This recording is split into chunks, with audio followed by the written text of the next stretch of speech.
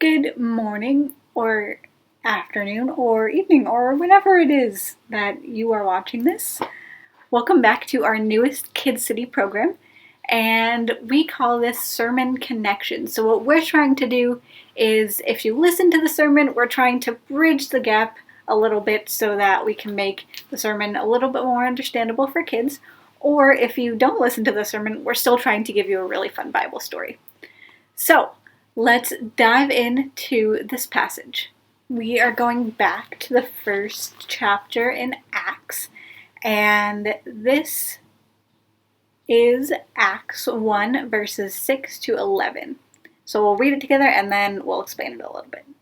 So, Acts 1, verses 6 to 11 says, "So when they had come together, they asked him, 'Lord, will you at this time restore the kingdom to Israel?'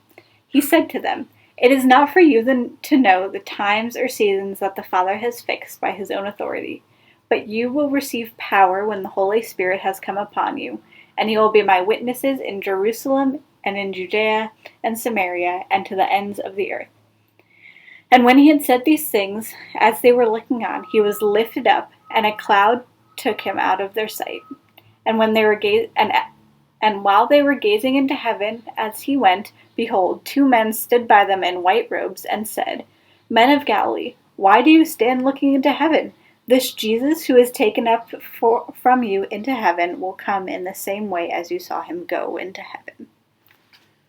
So that is Acts 1, verses 6 to 11, and we're still in kind of the introductory part of Acts. So last week we talked about how Jesus had basically warned his disciples that he was going to leave at some point soon, and that they wouldn't be left alone, but that the Holy Spirit would come to them at some point.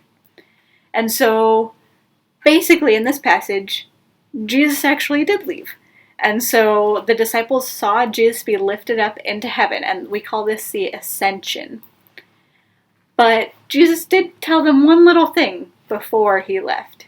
He told the disciples again that the Holy Spirit would come, but he gave a little bit more specifics. He said that the Holy Spirit would come and that they would be empowered and emboldened and have courage to share the message of Jesus all across the world.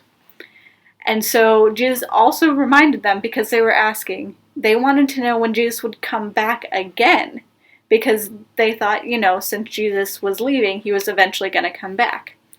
But he kind of, rebuked them and told them not to ask about that, because that's something that only God the Father knows.